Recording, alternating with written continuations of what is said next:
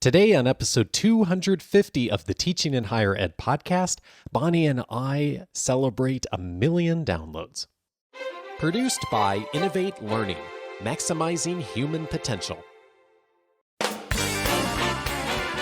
Welcome to this episode of Teaching in Higher Ed. I'm Dave Stachowiak, and this is the space where we explore the art and science of being more effective at facilitating learning.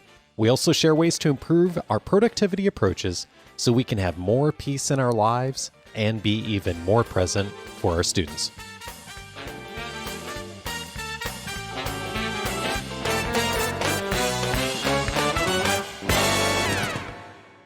Hooray, you did it! Hooray! I feel like we should have noise makers, but we don't. I was going to try to make some sound, but it would just not be a good experience for your listeners at all. Dave cannot roll his R's, and he also probably is not the best noisemaker impressionist that I know. That's so funny. That's exactly what I was thinking. I was going to try to roll my R. And no. That was not going to be a good experience for anyone. It's not a celebration, no.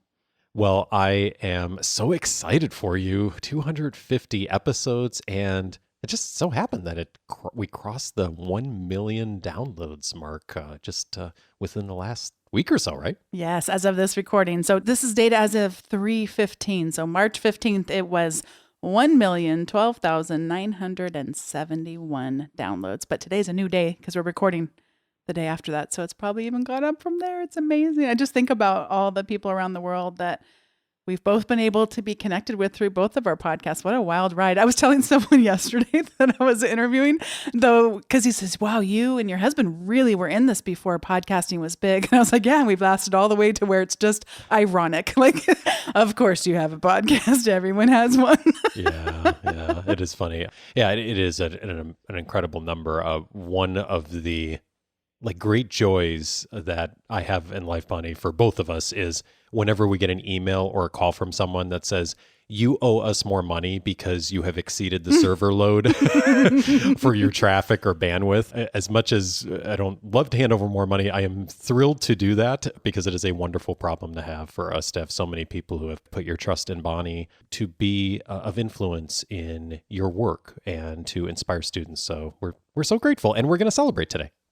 One of the people that has been along for this ride, we refer to this group of people as the completionists. They are self-named. I believe that was possibly Ian Wolfe who came up with that name, but forgive me if I'm wrong about who created that name.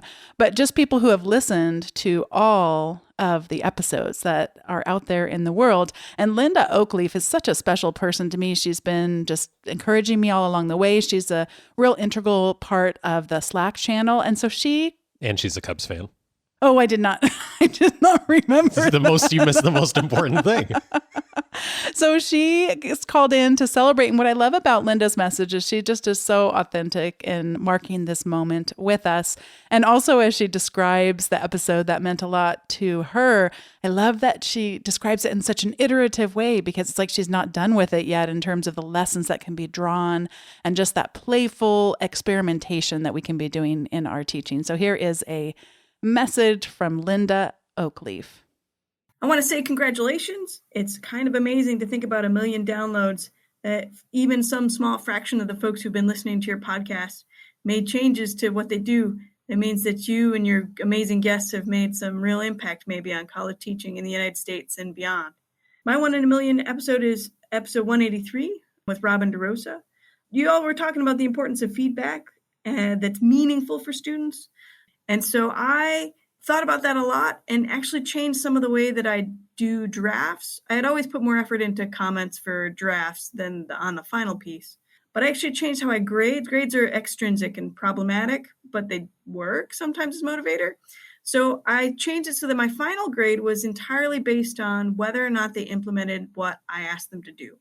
Now, they could disagree with what I asked them to do, and then they just had to write a paragraph that said, I didn't make such and such an edit because I wanted to do something different in this direction. But, you could give me a B paper and then not change a single thing, and now you have an F paper. And it really meant that students really looked at what I asked them to do, and it seemed to help. So that's one little change that I made. I'm still sort of implementing it and thinking about whether or not I like the way it worked. But that's my 1 in a million episode. Thank you so much, Linda, for sending that in. Bonnie, how are you feeling as you celebrate this milestone? Oh gosh, Dave, it's been quite an emotional time this last weekend or two as the messages have come in from different people talking about their 1 in a million episode. And so just overwhelmed with just the transformative nature. And Linda talked about this a little. Just imagine the people around the world and just this sense of solidarity with people who care so deeply about what we do and the impact we try to have. I will also say I am feeling so apprehensive. It's really hard when you name people because I was going through the episode list as I prepared for today. I want to name something about every single episode. I mean, the people I've been able to meet and the ways that I've been transformed and also witnessed other people be transformed. I want to go through every single episode and have a little love fest around, the changes that happen. And so I'm feeling a little afraid. It's hard when you feel like you name people, then you're going to leave people out. And so I just wanted to say an enormous thank you to each and every person who's been a guest. It was such an honor to speak with these people and be connected in different ways. And so I'm feeling a little fearful. I don't know if that resonates at all with you, Dave. Yeah, it does. And so much of this is a journey for all of us, whether we're behind the microphone or the person who's the guest on the episode. And both of you and I have both done that. And then also been the person out in the world who's implementing this, which we've both done as well, too. And one of the things that I've found myself doing a lot when I interview people is asking them what they've changed their mind on. I'm curious, as you've been down this journey now of 250 episodes, what's something that stands out for you that you've changed your mind on? One of the very many episodes that have changed my mind about things is episode 81 with Stephanie Vai. And that was an episode about some of the ethical considerations around plagiarism detection systems. And I had never thought about those things before, I'm embarrassed to admit, but hey, that was way back before we had even reached 100 episodes. And so that was just one episode of many that significantly changed how I think about things. Let's continue on, Dave, with people who called in with their 1 in a million episode. And I selected Christina Moore's recording for this one because this is certainly another episode. She kind of helped me be able to reference another episode that really changed my mind about things. And so this is Christina Moore talking about her 1 in a million episode. It's really difficult to pick one episode. I feel like the last 1,000 downloads have been from me, but the one episode that I think of right away often is a Sao and Noy's discussion of anti-racist writing assessment ecologies. As a previous composition teacher, I see how important of a message this is and how much we need to start broadening how we think of effective writing. Plus, I'm reading Binti, which was one of his reading recommendations, and it is such a fun sci-fi read that I never would have come across otherwise. Christina, thank you so much for sharing that one episode out of the million downloads that's been impactful for you. Bonnie, it's really fun to hear from as many of these downloads as there are. Each one of these is meaningful in its own way. And so it's really neat to get a small glimpse of some of these individual episodes that have landed with individual people and what they've done with it. I'm curious, thinking about this journey for you too, is what has made you laugh along the way? This episode is 138 with Mike Caulfield. And first of all, Mike Caulfield, I just continue to learn pretty much from 100% of his tweets and blogs and various ways that he gets the word out about digital literacy. He's been just such a teacher to me, but he also cracks me up. I love his sense of humor. And in this particular episode, I had a true confession moment. And I shared, Dave, that you and I, as parents, well, at the time, we were not planning on telling our children that there was a tooth fairy, and now our children are old enough, at least one of them, to have lost a tooth or two. I'm already losing track of how many teeth he's lost. And so, no, we do not tell them that there is a tooth fairy. And this was Mike Caulfield's response. I don't remember being shocked finding out my parents were the tooth fairy. I remember being shocked that my mom had kept all the teeth. They were like in like a little jar. And so this just seemed to me, this was like, I don't know, this seemed like Roman or something, just like a jar of teeth. But, her feeling was, well, it just seemed weird to throw them away, and it's like, well, the tooth fairy thing, then, the fact you guys are the tooth fairy, That's not freaking me out. No, the jar of baby teeth in our cupboard, though, that's a little Dahmer, So, might want to back off of that. It's funny that you bring that up because, of course, it's always, as a parent, you're thinking about things in advance often of when they actually happen. But this is something I didn't even think about. What do you do with those teeth? What do you do with the teeth? Yeah. So in any case, but for folks out there, whether you engage in tooth fairyism or not, that's great. But like, don't keep a jar of teeth in the medicine cabinet. That's just freaky. My parents do search and rescue with their dogs. And I'm laughing because as I'm saying this to you, I'm realizing what you do with them is you give them to your parents because they use them as scent articles for the dogs as they go out to find. Oh, no. So, yeah, that's what you do with the teeth. I know it's really, this is another embarrassing confession, then I'll stop. For Easter many years, I wouldn't see my parents because they would be doing cadaver Easter egg hunts with the dogs. There's a synthetic scent for dead body smell, and they'd put it inside Easter eggs, and the dogs would go find them. Oh my gosh! I'm wondering if I feel like believing in the tooth fairy was not the worst of your childhood issues. Yes, perhaps. I think like there's a whole other universe of things to work out there. Yes, there's a lot we're unpacking on this episode. So can I just say I went online to get our kids little things to put their tooth under their pillow at one point in the last year or so. And there's a whole ecosystem around preserving teeth for kids. Like you can buy these little packages and kits. And I was, one, horrified, and secondly, couldn't stop thinking about this conversation you had in the past. Well, I also don't think that you know this, but it turned out when I talked to my mom, she really did want to have our son's tooth to use for that particular purpose. This is still a helpful thing for them as a search and rescue organization. And I wrapped it. I left it on the shelf in your closet, remember? Well, no, but now I've lost it. It's I do not know where it is. And I'm just picturing the horror of if it gets into the wrong hands of like, why is there a tooth in whatever this is? We need to bring one of their search dogs up into our closet. They'll find it. Yes. It'll take 2 minutes. Be done. I also, by the way, laugh anytime Todd Zakreisik is on the episode, but often our funniest remarks get edited out, most likely because we asked Andrew, our podcast editor, to take them out because we don't want to get ourselves into too much trouble because we'll just get in the middle of some kind of a riff and you go places you're just not expecting. He has a delightful sense of humor as well. What's a episode that you've learned a lot from, since so much of this is about learning? Chris Gilliard was on episode 130 and spoke about digital redlining.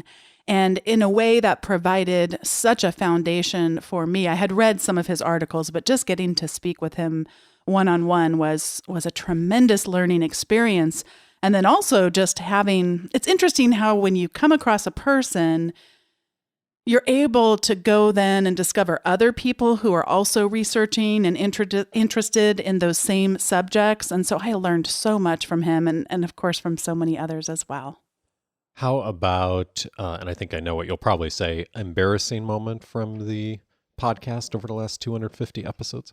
When I had the privilege of getting to interview Ken Bain. I've actually got to interview him now twice, but for the first time for episode 36, I was so nervous. And he wasn't necessarily nervous, at least I didn't perceive that, but it was the first time he'd ever done a podcast. And so after we were done recording, he said, gosh, there was things I really wish I could have said. And, I forgot some things. So I said, that's the magic of podcasting. I can just press record and off we go. And before I got to press record, he just started talking.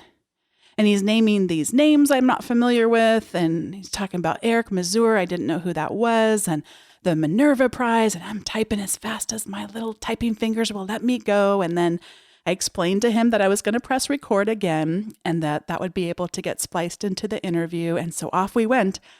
And I said, tell me about the Manure Prize. And he let me get 3 times out the words Manure Prize before he politely said, Bonnie, it's actually the Manure Prize. And the Minerva Prize? Yes. Oh, no, I'm doing it again, the Minerva Prize. And so, yes, it was so embarrassing. And I did think about having that part of the audio just not make its way onto the actual episode, but I'm glad I left it in because I think it's important for us to model that it is often those mistakes that actually we learn the most from. I guarantee you I don't get Minerva Prize, and I certainly do remember Eric Mazur's name. It's locked and loaded in my memory for all of time. And so it's just been delightful. And we actually celebrated on episode 100. People called in and spoke about their own failures, their own mistakes that they had made. And Mahat Bali ended up being receiving the manure award. And I didn't end up pulling it back anytime since then, but I can always pull it back because there's always things we can be celebrating about what we're learning from our failures. Another person who called in to share their 1 in a million episode is Ian Wolf. And as I mentioned earlier, Ian Wolf is also a completionist. He has listened to all of the episodes of Teaching in Higher Ed. And here he is sharing about an episode that had a profound impact and also has to do with making mistakes. So that's why I placed it here. Hi, the Doctors Stahoviak. I've got to say my episode 1 in a million was number 112, A Radical Hope, a Teaching Manifesto with Dr. Kevin Gannon. He's my spirit animal. I lack his courage to call him like I see him, but I've definitely been trying to utilize that more. I've also been encouraging the new faculty that we've been hiring to do the same. We've just hired several new, fresh graduates. They have their very first teaching gig, and they are so green and so nervous they're misstepping. And it's all perfectly summed up in Dr. Gannon's quote from the episode: if I want my students to take risks and not be afraid to fail, then I need to take risks and not be afraid to fail. That in and of itself is something that I think we are all trying to do where we all teach. And I value that lesson, and I'm trying to carry it more. I'm trying to impart it into my students. Additionally, Dr. Gannon's phrase about punching up, which is something he mentioned in an earlier episode, all of those things: speak your truth, punch up, take risks. It's all ways to empower folks rather than hiding behind that whole fear of failure. One of the things that Kevin Gannon has stressed the entire time I've known him is about students not being our adversaries. This is something that Jesse Stommel and Sean Michael Morris also speak a lot about, Robin DeRosa. I could go on. And it's such a subtle but absolutely transformative way that you can change your paradigm. And Dave, I will admit, I can remember times early in my teaching when that was not what was being modeled for me. And that was not how I was perceiving students. And I'm so grateful for the joy that I experience now in recognizing that they are indeed not. They are just these incredible people. We have such a privilege to be able to walk alongside. And I'm grateful for Kevin Gannon's and others' leadership in that area. It's so critical. Yeah, you and me both. It's changed a lot of my thinking on teaching over the years as listening to people like Kevin. And speaking of change, your role has changed in the last couple of years at your university, and you are doing more faculty development work now, and yet you continue to teach, and you teach at the undergrad level and at the doctoral level. And I know a lot of the conversations that come up on the show, you inspire your own practice. What's changed in your own approach to learning during this journey of this podcast? I'm going to say everything, but since I should probably be specific, one episode that comes so clearly to my mind is one with Peter Newbury. It's episode 53, and this is a 7-second clip, Dave, and it's 7 seconds of the show that is something that's just a part of my everyday life. And here is Peter Newbury. In specifics, he's talking about Twitter. How do you get the most benefit out of Twitter? But he says in the episode, and of course, I completely concur, this is about all of life, how to get the richest learning out of all of our life. Here's Peter Newbury. We need people like us and people not like us, and we need access to them lots of the time. In terms of my Twitter usage and building a professional and personal learning network, whenever I find a new group of people that I think can contribute in some way to my own learning, I just get this idea in mind of finding these people that are so different from me and how they can really ignite my own imagination for the context that I'm really missing out on. And then also finding people I have a lot in common with, and just that sense of solidarity and how we're working together to do this better. So appreciative of Peter Newbury and all the impact that he's had on my teaching and leadership. The next person who shared her 1 in a million episodes is Erin Whittick. And we're going to quickly follow it up with a message from Isabo Iqbal, because they both have the same episode and the same person who also has just been a big part of my teaching as well. And we've even established a friendship. Hello, my name is Erin Whittick, and I'm a faculty member that teaches organic chemistry.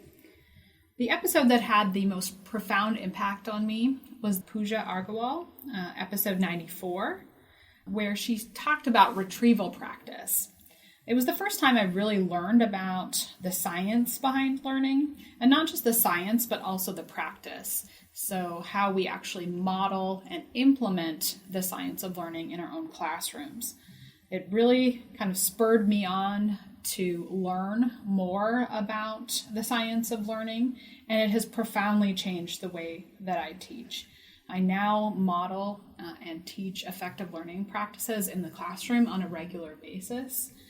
And I've become so passionate about it and its impact that I really want to have a broader impact. So I feel like this episode kind of started my path along a career change for me. And now I'm entering into a position where I'm going to be doing faculty development. So I really want to say thank you so much for your podcast and your continued efforts in improving higher education. And thanks for opening this door for me. And congratulations on 250 episodes. It was so fun to hear your voice, Erin, because I know we've corresponded, but that was just a treasure for me to get to hear that. And also so happy to hear from Isabo with a spotlight on the same individual. Hey, Bonnie, it's Isabo. In terms of impacting my teaching, the episode that has had the most impact is the one by Pooja on retrieval practice. It just really nailed the message home to me in a very powerful way. So congratulations again, Bonnie. I'm just so pleased for you. And thank you, thank you, thank you. Bonnie, as you've been on this journey, what's made you cry? I will never forget episode 165, where you and I spoke about course evaluations. It actually came about because of something fell through the cracks, and we don't always share these behind the scenes secrets, but it was going, well, I've aired an episode every single week since June of 2014. Dave, we got to pull something together here. So it was just kind of a spur of the moment thing to fill in a gap when one occurred. And I was trying to really make it more of a practical thing. What's the process I use for reflecting on my course evaluations? But we actually went through and reflected on my course evaluations. And when I was reading about a student being disappointed that I hadn't made it to his or her poster session thing, and not realizing that there wasn't any way I could spread myself to all the business professionals we had and alumni and campus leaders coming by. I'd had a student who was going around doing Facebook Live, and I just was so sad. I remember that the student didn't realize I watched every single minute, every second of that Facebook Live recording, and really celebrated their learning. And it was so tremendously just an exciting thing for me to see. And then I was just disappointed that I hadn't really translated that over to them, and they felt like they didn't say this, but like they didn't care. And that was really hard. And what was so rewarding was just, that was another part where I thought, oh, can we just take that out? Because I don't like getting emotional like that for thousands of people. But of course, I mean, I leave it in. It's like I want to take it out, but that's the power of it. And then just so many of you poured out your hearts to me and told me about your pain from course evaluations, and just how me being vulnerable like that helped you be able to process it a little bit better, and just to recognize that this teaching stuff is hard, and the reflective work to try to get better at it continuously is also incredibly hard. So it did end up bringing me a lot of joy. The next person who shared a message about his 1 in a million episode is Josh Eiler.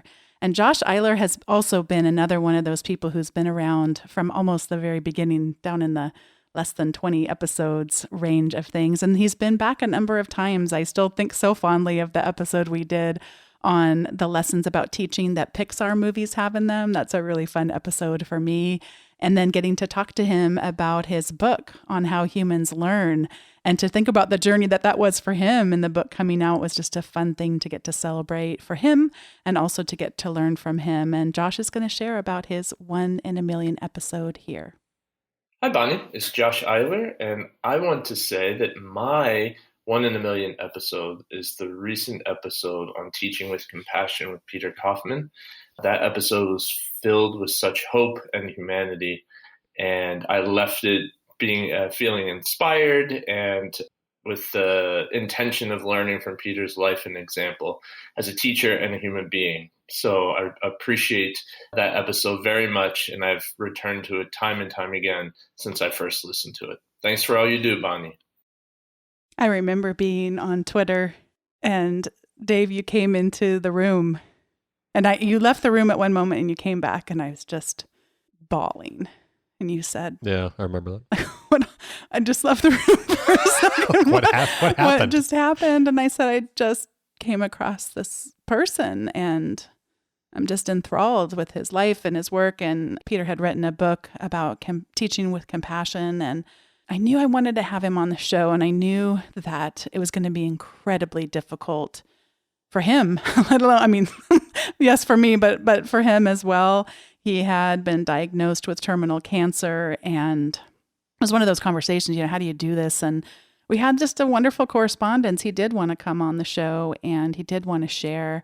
And I was concerned a little bit. I mean, he'd written so much about his illness, and some wonderful posts to writing that he did during that season are on that episode's show notes page.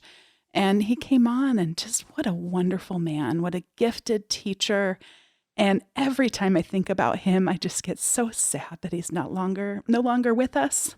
And yet there is, as Josh said, those just infusions of hope that he brought to us. He left that behind as a gift for all of us. And I also was reflecting back to the first episode that was ever recorded without it being just Dave and I. And Dave, there's actually been people who decide to start listening to the podcast from the very beginning, and they think it's just you and I for all 200 and some odd episodes. They're like, oh, I didn't realize there was other people. That's so funny. So there was an episode about personal knowledge management, and 2 librarians joined us, Crystal Renfro, who still writes for the academic personal knowledge management blog, which I'll link to in the show notes, and then her dear friend, Mary Axford. And sadly, Mary Axford passed away a couple of years as well. And I just think back to these people that I've been able to be connected with and capture in audio just some of the learnings that they have to offer. It's just tiny grains of sand, but those tiny grains of sand are treasures to me, just to get to be a little holder of their legacy. And oh boy, the world misses these 2 people, and it's sad, yet it also is restorative in being able to go back to those grains of sand. So I'm grateful to Mary. I remember her. And I'm grateful to Peter. I remember and miss him as well. And it's life. It's life. And I'm glad to be in it. But boy, sometimes it's hard. What's a favorite moment from a past episode? Clint Smith III, who I believe I first came across his TED Talk. He is hard to describe because he is so many things. He's a spoken word poet. He's a teacher. He's a PhD student at Harvard. And since coming on the podcast, he is a big time podcaster now in his own right on the Pod Save the People podcast. I love the way that they do the news and cover it from such unique perspectives. And I just really love that podcast that he's on now. So he came on to the podcast and did share from his book of poetry. And I was a little nervous to ask him about the poem, but he does explain it in the episode. And I was so grateful for that little bit of background, which brought such depth. And so many of you wrote to me and said just how powerful this poem was for you and how grateful you were to have him read it. So Dave and I are going to share Clint Smith sharing his poetry. What the cicada said to the black boy. I've seen what they make of you, how they render you a multiplicity of mistakes. They have undone me as well. pulled back my shell and feasted on my flesh, claimed it was for their survival. And they wonder why I only show my face every 17 years, but you're lucky if they let you live that long. I could teach you some things, you know. I've been playing this game since before you knew what breath was. This here is prehistoric. Why you think we fly? Why you think we roll in packs? You think these swarms are for the fun of it? I would tell you that you don't roll deep enough. But every time you swarm, they shoot. Get you some wings, son. Get you some wings. There's been so many wonderful relationships that have been built over the years from this show. And you've had a number of people who have come on multiple times to continue that journey. And I'm curious who's been a repeat guest who's had a profound impact on your teaching. I'd like to start by saying every repeat guest has had a profound impact on my teaching. One who I've been able to read many books from. He's written over 30 books about teaching in his career, and who I had an opportunity to meet in person once. He actually sat in a session that my colleague and I gave. And Stephen Brookfield, thank you for everything you've done. He is just, his books, the times he's been on the episode, he's talked about teaching, he's talked about critical pedagogy, he's talked about race and done it in a way from speaking from a place of privilege. And oh gosh, I could go on and on. I'm just grateful that his first time he came on was episode 15. I never forget that number because that's always been one of the top downloads. Anytime he comes on, he definitely gets a lot of downloads. And that's not what it's about for me, but I can see why so many people find him to have such an impact on their teaching. And I include myself in that. And I'm grateful to have had the many conversations with him that I've been able to. Who has had an impact, maybe beyond simply the scope of teaching, but just an impact on your life? Very similarly to Stephen Brookfield, James Lang has been on the podcast many times. He's also written many books. They are books that I pick up time and time and time again. The first book I ever read of James Lang's was Cheating Lessons. And I instantly wanted to talk to him. He was on episode 19, and that's another episode number. I don't even have it in the show notes, Dave, as we're talking about this, because that one is locked in my head as well. But it isn't just about my teaching. He's had a huge impact on that. But I consider him now a friend and a mentor and someone who, when I get stuck, I don't do this often because I don't want to take advantage of it. And I know how busy he is. But there's been a couple of times where you mentioned my career changing, Dave, and going into faculty development. And when I just can't resist it because I'm not sure where to head or what to do, I'll jot him a quick note. And he's just so kind and generous and has always written back. And that I'm just so appreciative. He's helped me to discover possibilities for myself that I didn't ever even consider would be something I could do. And just in terms of even small ways of connecting me with people. I think back to getting to talk to him for episode 19, but it just kept going from there. It kept, oh, you should talk to this person. And it just became this web of people that if I did I'd love to do a map of that, Dave. You know how they have those maps that show how things are related, usually with social media, this person's connected and there's these sort of nodes. He would be a huge node on my map of, who he's connected me with. And that's just been, I'm so grateful for that. And then he did write the most touching article in the Chronicle that anyone's ever written about the podcast. And it just still, to me, just really represents what this mission has been. And he helped me in terms of being an author, and his books helped me. We could just have a episode 2, 3, 14, 40 just on James Lang. Thank you, James Lang, for everything that you've done for me. Another person I'm grateful to be connected with for the podcast is Jeff Young. And Jeff Young, I first met when he worked for the Chronicle, and now he's at EdSurge. And Jeff Young called in to share his 1 in a Million episode. And I'm grateful for this because his person that he mentions is also definitely, I couldn't do a 1 in a Million episode, but he's a person who's also had a huge impact on my teaching as well. This is Jeff Young. Hi, I'm Jeff Young. I have to say I'm definitely a fan of the Teaching in Higher Ed podcast. And one episode that really struck me was the one with Jesse Stommel about how to ungrade. I remember I actually heard it riding my bike to go teach a journalism class I do as an adjunct. And I remember it was talking about grading and how big a role this can play in the student mind, how big they can loom, but that how people don't really talk much about grading, even those people talking about reforming higher ed, which I talk to a lot for my reporting. And I think I'm always drawn to these situations where people are trying to take a broader perspective on what it is they're doing and kind of thinking how these dots fit together. And this episode really did that. And sometimes even in a playful way. I remember there's something where he talks about a kind of that he imagines the Darth Vader theme song in Star Wars going every time people start to think about or talk about grades, because these letters, the A, B, C and whatever can really stress students. And maybe these grades don't achieve what people think they do. And anyway, looking forward to more podcasts like this one. Thanks so much for doing this show. In the last 6 months, I've started writing a column for EdSurge. It's a advice column for people who want to ask and receive answers about teaching. And Jeff Young is my editor, and I've learned so much from him through that process and also through his podcast on EdSurge. And so what a nice synergistic connection, another person I feel so connected with. And he mentions about Jesse Stommel, and that's another one of those when I think about that network, because it brings in Sean Michael Morris, Robin DeRosa, and so many others that I won't even have time to list here, but just how fun to be connected with those that are engaged in the hybrid pedagogy team, with their podcasts, with their events, with their journal. It's just magnificent to know them. What's an episode that continues to inspire you? Episode number 215 with Brian Dewsbury was particularly impactful to me in terms of thinking about teaching STEM with a lens of social justice. For those of you who teach in STEM, this may just be as natural as could be. I think about Karen Cangelosi. This is something that just seems to just be a part of her being.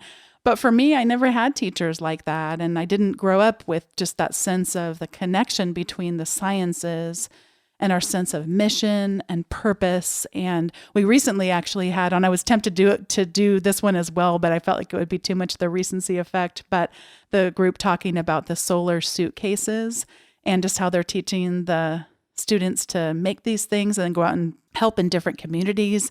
I mean, it's just, there's nothing better. And if whatever discipline we teach in, we are unable to see how that connects with social justice, we're holding ourselves back from being able to impact the minds of today and of tomorrow. Grateful for Brian Dewsbury. And I'm really just grateful. I feel like everyone who's ever come on the podcast has inspired me in that way. And it's just a delight.